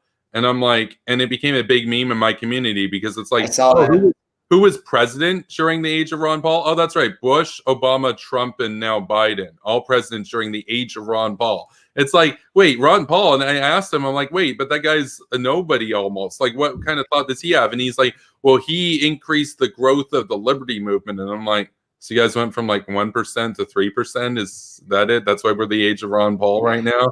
Like, because this is the age of Ron Paul right now. Like, honestly, I feel like suing MSNBC, because every time they go live with like Lester Holt or whatever, he's like, today is day 51 or whatever, the Joe Biden administration. I'm like, okay, you should have opened with, today is day 2,942 of the age of Ron Paul and day 57 of the Joe Biden administration, right? Because Ron Paul, like, again, you look up like South Sudan's history down the road, they're going to regard this as the age of Ron Paul, because Ron Paul was posting memes in America. You know, I saw you guys talking about that, and I wasn't sure what it was referencing, but that's funny. That's what I mean about the bubble, though, because I can maybe translate what he meant by that. What I hope he meant by that. So like 2012, especially, Ron Paul is responsible for bringing a lot of people into the libertarian sphere, like people who were like young and like getting political in that time. Ron Paul had a huge impact. So even as they radicalize beyond party politics and become anarchists and just libertarians, there's everyone kind of has that soft spot for Ron Paul because he got so many people. I wasn't one of them. I wasn't one of Ron Paul's children, but maybe that's what he was referring to. I hope that's what he was referring to. I guess that would probably make sense then. To me, it just seemed like kind of like a big bubble thing, because it's like Ron Paul isn't really discussed too much outside of, you know, libertarian type circles, you know. No. And that's the sort of thing, because Biden is discussed in Republican circles, for example, even though they don't like him.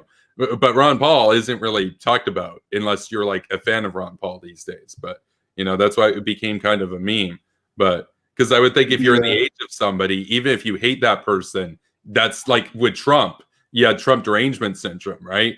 But like Ron Paul derangement syndrome isn't really something, because people don't really talk about Ron Paul unless they're like in the know with him. But I have yet to meet someone who's just super anti Ron Paul. So he was probably referring to like the 2012 like influx of new blood he was responsible for, but like I hope so. That anything else I'd cringe. Not at this point. The bar of my expectations from other anarchists is so low. Like my whole shtick now is just hating the state of discourse. Hating it. No. I'll say this. I feel like you could actually make a better argument that we grew up in the age of Bernie than the age of Ron Paul. And I hate Bernie. Like, I'm not a fan of Bernie. But I feel like Bernie had such a more visceral force on youth, at least in my experience, because I know them. Someone cynical like me. So I see Bernie as a vote whipper. Bernie's job is to radicalize the young base that's more to the left than the older blue state voters. Radicalize them, get them really ready to go vote for Bernie. Get backstabbed in the primaries. Well, you have this agitated base that's ready to go vote. They're so ready. They're pissed that Bernie got backstabbed again. Wait, what do you mean backstab? Like, what are you referring to? His own party tanked his ass, what, twice now? Wait, but how? Because he lost fair and square, right? Like, the voters voted against him in the primary. It was mostly older people that voted. It was mostly younger people on Twitter. No, it was mostly younger people on Twitter. Democratic primaries have really smelled funny to me. And I don't put any faith in electoral politics at all. But okay, I know. I guess like being anti-statist, you would say that it's like, you know, it's not really something that makes too much of a difference. But I would say that the allegations that the DNC rigged it or whatever are unfounded. Personally, I find the line that Hillary Clinton rigged it against Bernie to just be either way. His job, his role, is to mobilize that base. From what I can tell.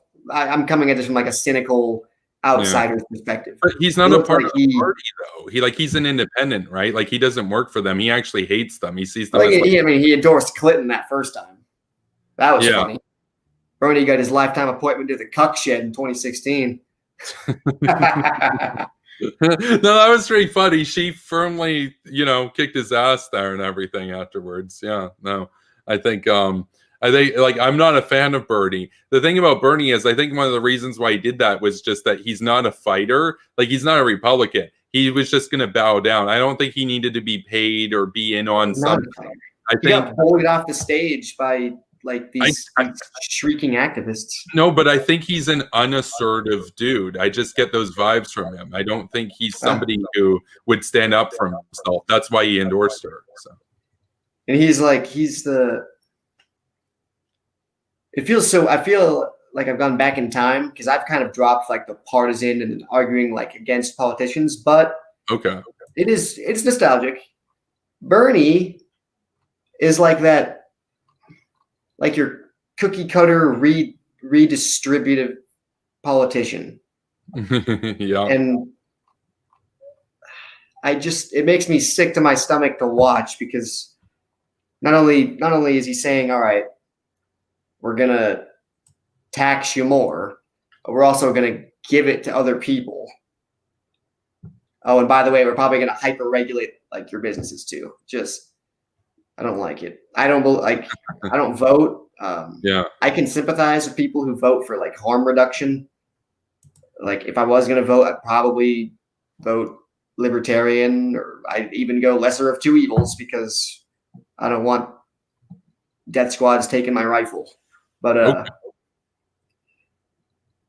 I really cringe at the tax and spend redistribute thing. Even still, after I've given up on party politics, I still just cringe when I see that and how popular it is. Like how easy it is just to dangle money in someone's face. And say, I'd say a bit of a bigger problem than tax and spend personally, because like in theory, I'd like to have lower taxes, but I get that we're in a Cold War and stuff. I support taxing and spending when it comes to the military, for example. What I really don't like is tax or rather spend without even the taxation to back it up. So like the big debt, like if I could just magically do something, I would make it so that all Western countries had a constitutional barrier so that you couldn't run a public deficit, for example. So you'd either have to raise taxes or just not spend shit. Here's a question about that. Yeah. A constitution, we have a constitutional barrier. Like you're probably reasonably familiar with the U.S. Constitution, yeah? Yeah, not as much as probably an American would be, but generally, okay. Yeah, I'm not like a constitutional scholar or anything, but I have an awareness of the Constitution. Yeah, me neither. I'm a layman too. Yeah. But so we have a constitutional barrier against any and all form of gun control, but it happens. So who's to say that a constitutional barrier against running a national deficit would mean anything? Because like our Constitution means literally nothing. It's a piece of paper and always has been. And I'm not even saying that as like the black pills, egoist anarchist that I am. I'm saying that as that's the way the state treats it, is it's a piece of paper. It means nothing. Well, I would say, I mean, that's a good retort for sure, because the argument that, well, the Constitution doesn't have as much force to compel action as people make it out to be. That's a good retort. What I would say though is that it would garner legitimacy to those that oppose new spending efforts if they weren't going to back it up with taxes in a way that they wouldn't have as much backing to do so if they didn't. So for example, when I was in my debate with Liz, she was saying how, well, it's the government's job to just borrow a ton of money to make our lives better. And why not just borrow a bunch of money to pay for a bridge? And who cares if you can pay for it, because that's what the government's going to do. And I'm like, no, that's inflation. Stupid. Yeah. And I was talking about that. And she's like, well, no, it's their job. Like, why wouldn't you help people if you could, even if it runs up a deficit? And I'm like, I'm listening to this. I'm like, okay, but if we had a constitutional amendment in place to restrict that or to forbid that, even if the government did go over it, you would have so much more political legitimacy to oppose it that my hope would be it would be political suicide for anybody, even if they were able to just somehow get it through, because people would see it as unconstitutional, because it would be, that's what it would be. I'm not saying it would, like, again, immediately strike down with lightning anybody that crossed the line, but it would lend ammo to the opposition from the standpoint of the highest form of legitimacy in the land, that you were out of line on that. It would kind of be almost like, the idea of, like, let's say that packing the court was, constitutionally forbidden or whatever, but then you go and pack the court. Let's say you got away with it and you did it. Everybody knows now the Republicans are going to win the next election, and probably in the next 20 elections. Like, it would be political death to do it. That would be why you would enshrine it in a constitution. Not even so much to guarantee that it doesn't happen, but that if it ever does happen, whoever did it suffers the political consequences of it. That's what I would say. But what do you make of that sort of response? I mean, it's more honest than trying to assert that this document somehow has a compelling power. That's probably the most reasonable take I've heard in favor of a constitution's authority. Usually people kind of default on, like, well, it's the law. Okay, but they're breaking it. Like, what are you gonna do?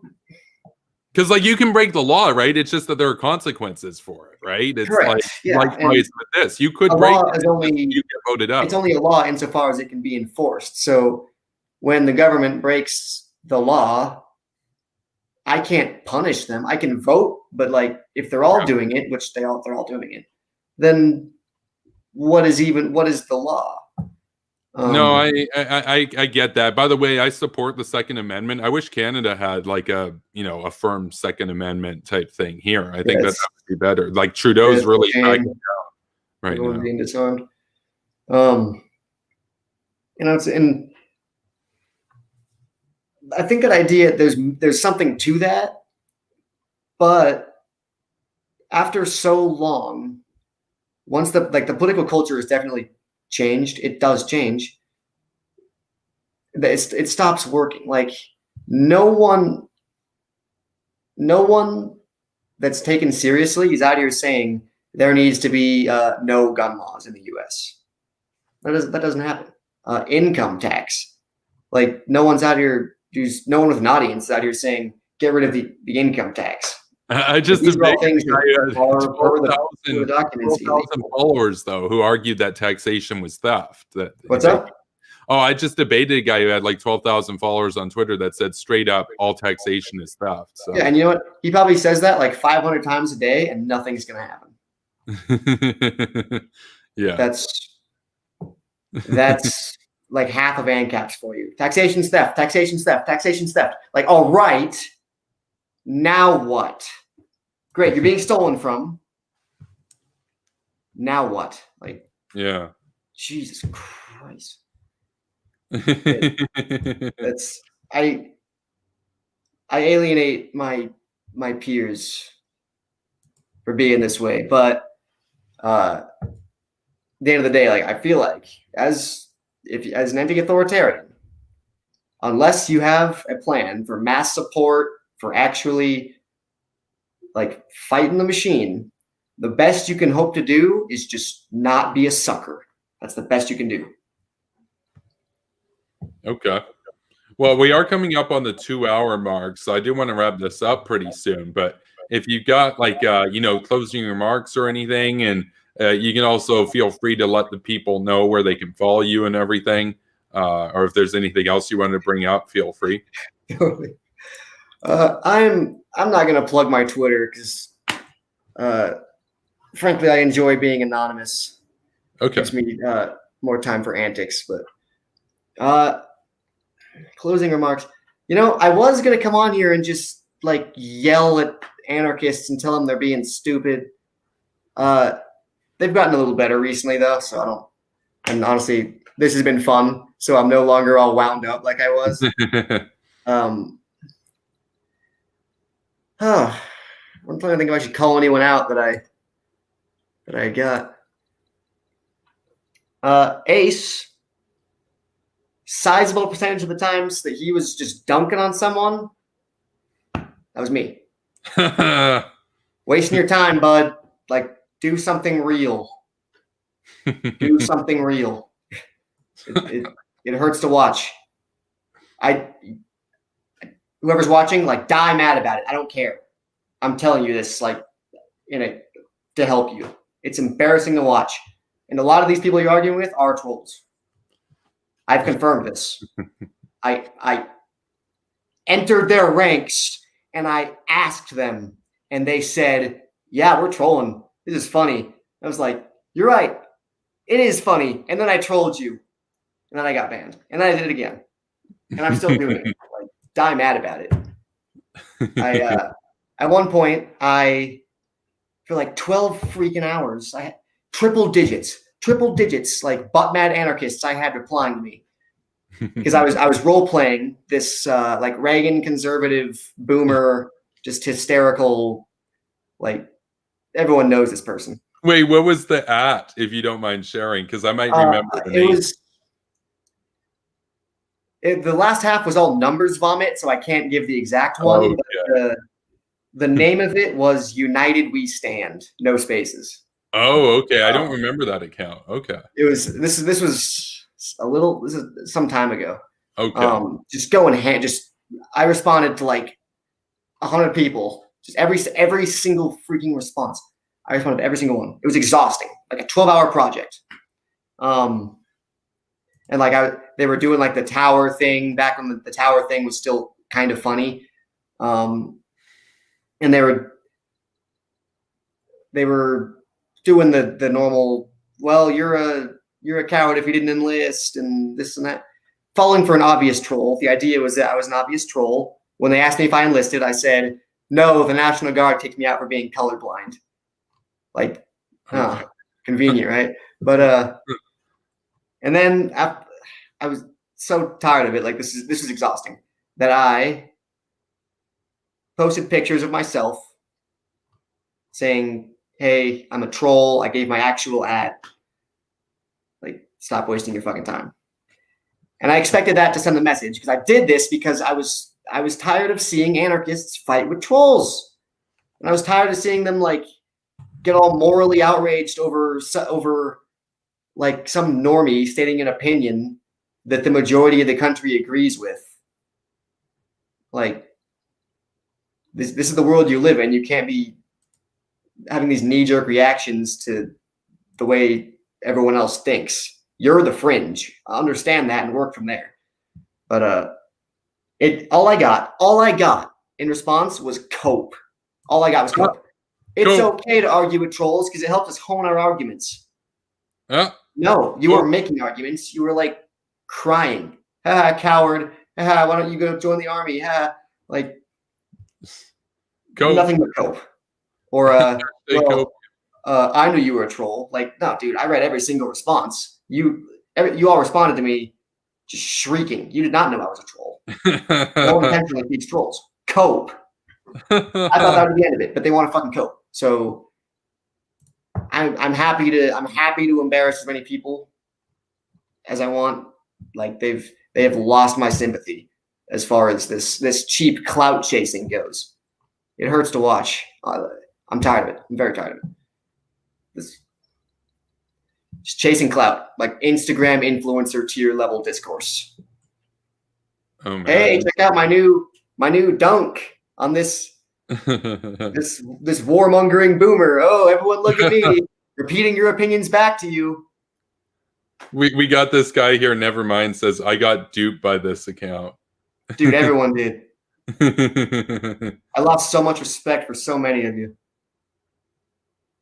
Jeremiah says I was the only one who said you were a troll. Yes. I had behind the scenes access to that one. He was the one. And no one listened. No one listened. Everyone just went for it. I knew you were trolling all along, bro. That's like that meme of like the Wojak who's raging but has like the happy face. Yeah, exactly. Like you weren't even that good a troll. Like, dude, you fought with me for 12 hours. Oh, the cope. It hurt. It hurt so much. Oh man. So like one theory that's been posited around by a lot of people in my community is that one of the reasons why these guys can go so long in the brainlet brigading on Twitter is that they're not in education, employment, or training like needs. Yeah, like are these guys actually needs? Because they like to think of themselves as big Elon Musk aspiring entrepreneurs, but like we're all like most of these guys are probably unemployed. But because like if you were a business owner, you wouldn't have time to do that shit, right? Like no, I would not. I don't know these people. They all know each other. And like to a degree that I was surprised by. I don't personally know really that many of them. So I'm not sure how they can go so long. Like I had to take a weekend and do my thing, and it was exhausting and it never slowed down. They were like towering my old accounts like days after I had finished. Yeah, of course. I really do believe personally that a lot of them are unemployed, but it's kind of a meme, you know, and you always want to like check to see, well, are we just living in a bubble, or like do they have like, you know, fruitful lives and stuff and they just multitask? But at the end of the day, a lot of these guys probably are straight up unemployed, and that's how they can devote 12 hours a day on Twitter to arguing with, you know, even if it's not trolls, it might be somebody who's genuine who has like 40 followers, that kind of thing, you know. So yeah, I do enjoy the anonymity. But yeah, no, it's been a good discussion and everything. If you got any sort of closing statements or anything, feel free, because we got to wrap this up. But you know, I feel like I've said my piece. Definitely.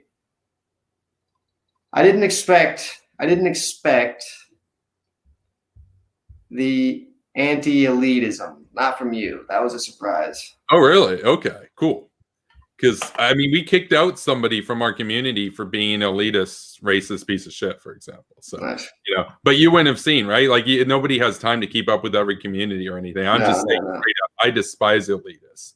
You know, I view elitism as a cancer. Basically, it's anti-meritocratic, it's anti-capitalist, it's it's basically aristocratic. I would describe it as. It's, I guess, neo aristocracy, you know. And like, I grew up working class. I'm still working class. Always been working class, you know. And I do YouTube as a part-time thing. So, you know, so the elitists, they're not really a fan of me. So yeah, no, it's.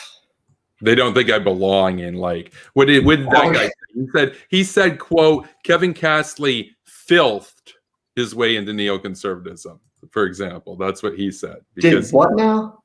Filth. We didn't know that was a word. Apparently he used it as a verb and then past tense. So, like, you know, like, filth is that something's filthy. I filth.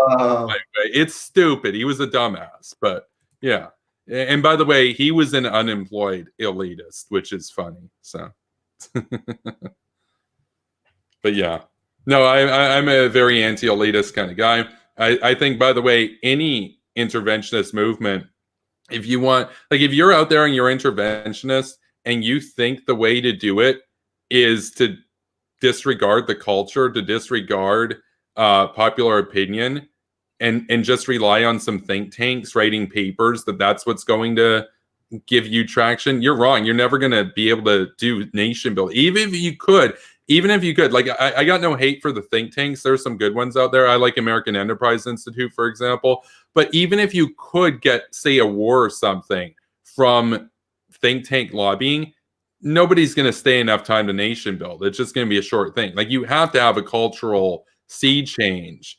But these people say, oh, but who cares what the working class thinks? The working class is anti-war. And it's like, yeah, show them otherwise. But these people don't think that working class people matter. They don't actually care about their interests, right? So, like, that's my view of it.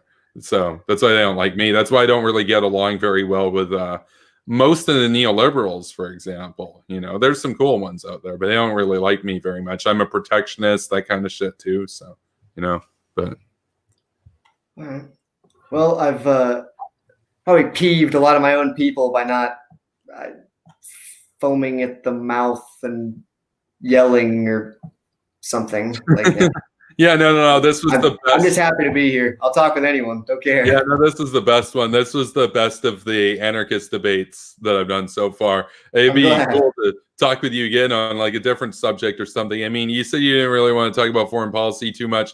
We kind of got into that a little bit. We could probably go more into economics or something next time, or hell, even social issues and stuff. Like, you know, if there's something to debate there, because I know some people would say, you know, just in the last few minutes, if you got an answer for this, some people would say that an anarchist sort of society, or a society without coercive hierarchy, would never be able to maintain any sort of social conservatism. That would mostly be a critique coming from, like, you know, people that are on the left that would say that conservative values only exist as a result of coercion. But what would you say about that?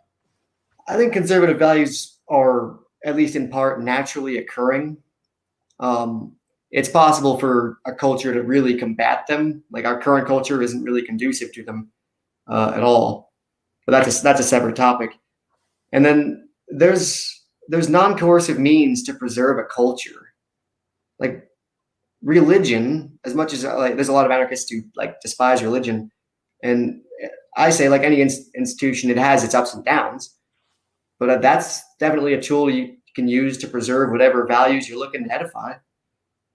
There's ways. Yeah, there's definitely ways.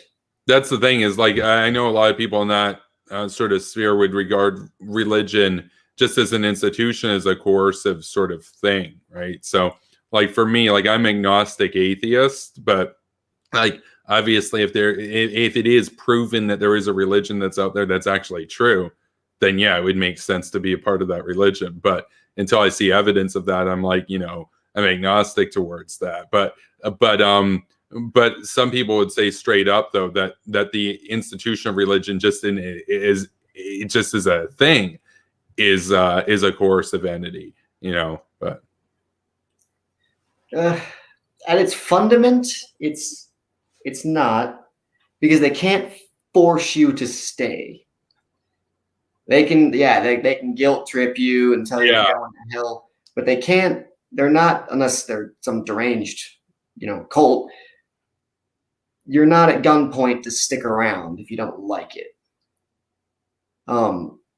So they can pressure you into holding whatever values, for better or for worse, but you're not being coerced at a fundamental level because you are free to leave. Okay. I can find value in things like religion for that reason, is because it's fundamentally not coercive, but it does preserve values and it does provide a moral structure. Well, there you go. Well, I don't really have anything else to add or anything tonight, but thanks for coming on. And yeah, no, it was a good discussion. So with that, like I said, down the road we can do another debate or something or whatever. Okay. Definitely good conversation. Way more productive than the crap with some of the recent ANCAPs that's gone down. So with that, thanks for coming on. And I'm going to do a brief post show just to go over some of my thoughts and everything, and then I'll be back here tomorrow to stream as usual. And thanks to everybody for watching tonight, and have a good one, everybody.